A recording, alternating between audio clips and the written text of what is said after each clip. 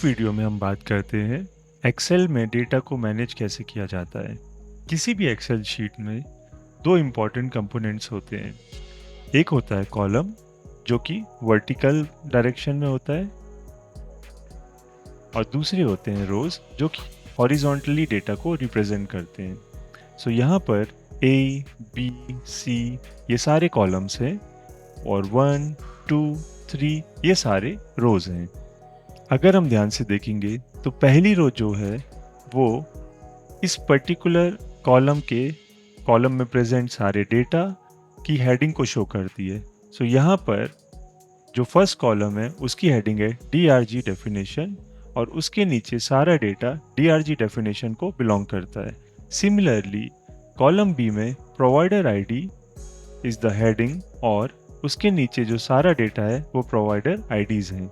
अगर हमको पता करना है कि इस डेटा सेट में कितनी रोज हैं तो उसका एक तरीका है कि हम डेटा सेट को मैनुअली स्क्रॉल करें, बट ये फीजिबल सोल्यूशन नहीं है। इसका और भी ज़्यादा कन्वीनियंट और इजी तरीका है कि हम कीबोर्ड शॉर्टकट का यूज़ करें, जिसका मतलब है कि अगर हमको डायरेक्टली लास्ट रो में पहुंचना है तो हम कमांड प्लस डाउन की का यूज़ कर सकते हैं मैक में, या फिर कंट्रोल प्लस डाउन की का यूज़ कर सकते हैं विंडोज़ में, और हम डायरेक्टली लास्ट रो में पहुंच जाएंगे। तो यहाँ पर आप देख सकते हैं कि कर्सर ऑटोमेटिकली लास्ट रो में पहुंच चुका है और यहाँ पर हम लास्ट रो का काउंट देख करके समझ सकते हैं कि इस रो का काउंट है 65,536। और यदि हम वापस फर्स्ट रो में पहुंचना चाहते हैं तो हम कमांड प्लस अप की को प्रेस करेंगे मैक में, या फिर कंट्रोल प्लस अप की को प्रेस करेंगे विंडोज़ में, और हम वापस फर्स्ट रो में पहुंच जाएंगे। यदि हमको नंबर ऑफ रोज का काउंट पता करना है तो उसका एक और तरीका होता है कि हम फर्स्ट रो में जाकर command plus shift plus down की प्रेस करेंगे मैक में, या फिर control plus shift plus down की प्रेस करेंगे विंडोज़ में, और हमको टोटल नंबर ऑफ रोज का काउंट मिल जाएगा which will be the same as 65,536। Similarly यदि हम फर्स्ट कॉलम से लास्ट कॉलम तक सारी रोज को सेलेक्ट करना चाहते हैं तो हम command plus shift plus right की प्रेस करेंगे मैक में, या फिर control plus shift plus right की प्रेस करेंगे विंडोज़ में, और हमारे सारे कॉलम सेलेक्ट हो जाएंगे। हमारे सारे कॉलम्स का काउंट भी डिस्प्ले होगा विच इज़ 12। तो उससे ये पता चलता है कि हमारे डेटा सेट में 12 कॉलम्स हैं या 12 कॉलम्स हैं, और हर कॉलम की खुद के एक सेक्शन हेडिंग है और कुछ डेटा है। नाउ यहाँ पर हमको दिख रहा है कि कॉलम्स में सारा डेटा विजिबल नहीं है। तो अगर हम उस डेटा को विजिबल करना चाहते हैं तो उसका एक तरीका है कि हम यहाँ पर दो कॉलम्स के बीच में जो ये बॉर्डर है, इस बॉर्डर को सेलेक्ट करके उसको मैनुअली ड्रैग करें, जिससे कि हमको पूरा डेटा डिस्प्ले होने लगे। बट ये थोड़ा सा इनकन्वीनियंट तरीका है। इसका बेहतर तरीका है कि हम इस बॉर्डर में जाकर उसको डबल क्लिक करें और ऑटोमेटिकली हमको पूरा डेटा डिस्प्ले होने लगेगा। सिमिलरली हम कॉलम डी का डेटा यदि पूरा डिस्प्ले करना चाहते हैं तो हम उसकी राइट साइड की बॉर्डर को डबल क्लिक करेंगे और उसका पूरा डेटा हमको डिस्प्ले होने लगेगा। पर यदि हमको मान लीजिए सारे कॉलम्स का डेटा प्रॉपरली डिस्प्ले कराना हो तो फिर हर बार बॉर्डर पर जाकर डबल क्लिक करना फिजिबल सोल्यूशन नहीं है या सही तरीका नहीं है। उसका एक सिंपल शॉर्टकट है कि हम मैनुअली सारे कॉलम्स को सेलेक्ट करें, और उसको हम कैसे सेलेक्ट कर सकते हैं, ये जो ए लिखा है उस पर हम क्लिक करेंगे और फिर शिफ्ट प्रेस करके रखेंगे कीबोर्ड में, और जो लास्ट कॉलम है जो कि यहाँ पर एल है उस पर क्लिक करेंगे तो सारे कॉलम सेलेक्ट हो जाएंगे, और हम किसी भी बॉर्डर में जाकर सपोज यहाँ पर जाकर डबल क्लिक करेंगे और सारा डेटा हमको प्रॉपरली विजिबल हो जाएगा। अब हम सबसे पहले हमारे एक्सेल को वापस नॉर्मल फॉर्मेट में लाएंगे। अब मान लेते हैं कि हम इस सेल को, इस पर्टिकुलर कॉलम को एक्सटेंड नहीं करना चाहते, इंस्टेड हम इस सेल में प्रेजेंट पूरा टेक्स्ट एक साथ देखना चाहते हैं। इस केस में हम रैप टेक्स्ट ऑप्शन का यूज़ कर सकते हैं।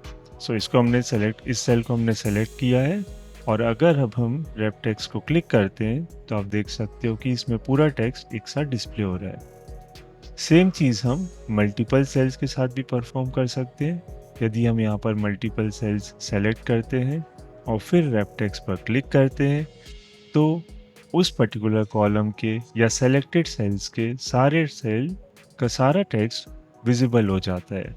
और ऐसा हम मल्टीपल कॉलम्स के साथ भी कर सकते हैं। सो फॉर एग्जांपल यहाँ पर हमने मल्टीपल कॉलम्स की मल्टीपल रोज को सेलेक्ट किया है, और अब अगर हम रैप टेक्स्ट पर क्लिक करते हैं वो सारे सेलेक्टेड सेल्स का डेटा हमको विजिबल हो जाएगा। नाउ हमको ऑलरेडी पता है कि फर्स्ट रो में प्रेजेंट डेटा हर सेल की एक हेडिंग है। इस हेडिंग को बचे हुए रोज से डिस्टिंग्विश करने के लिए हम इसमें थोड़ी फॉर्मेटिंग करेंगे।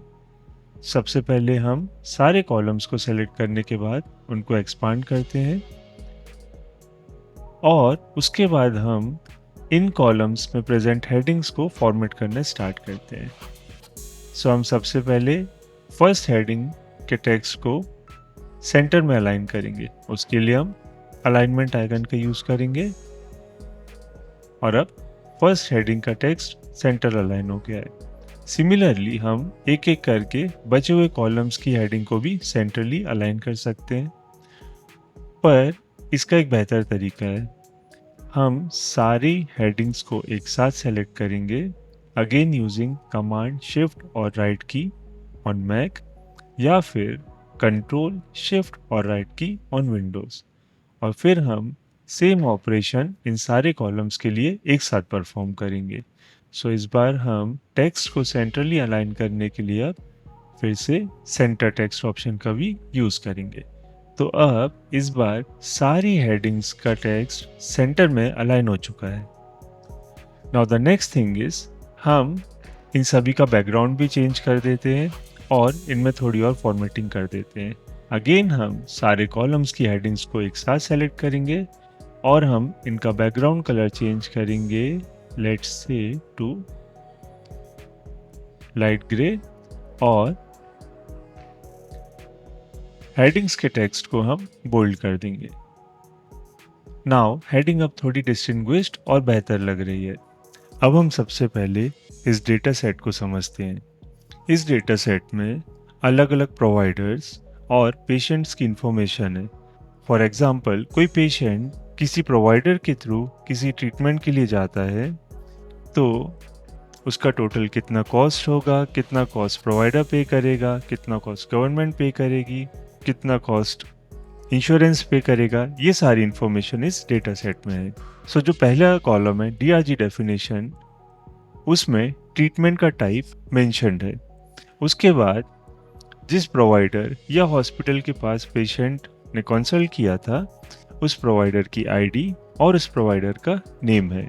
नेक्स्ट कॉलम में वो प्रोवाइडर का स्ट्रीट एड्रेस है, उसकी सिटी है या ट्रीटमेंट सेंटर है, उसका स्टेट और उसका जिप कोड है। उसके next column hospital referral region description में उन सारे प्रोवाइडर्स की ग्रुपिंग है जो एक पर्टिकुलर रीजन को बिलोंग करते हैं। Next total discharges column show करता है कि कितने पेशेंट्स अब तक उस पर्टिकुलर प्रोवाइडर से ट्रीटमेंट करवा चुके हैं।